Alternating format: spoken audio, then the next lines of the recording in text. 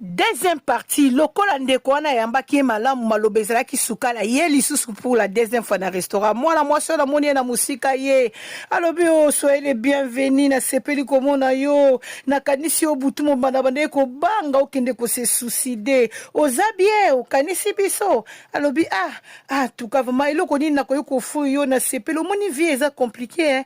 Vie eza compliqué mais sana na ba problème ezo yo lelo. Accepter yango mema yango lobi okokitisa ngo mukolo nzamba kosepela akitisa yango koyeba kutu te abina offrir yo nini eloko ni olingo mela ndeko na zotale kaka alobi lelo eloko olia ofele eza te po ngala sina lie yo ye retard soki lelo kolia to komela il faut somba mbala monde ko ana tali atali azoseka eloko na kati azopeseka conseil azoloba ne vie eza compliqué ezala kimia nzamba kosala okomona un jour vie ko changer c'est na servir ni mwana mbala bi mai abi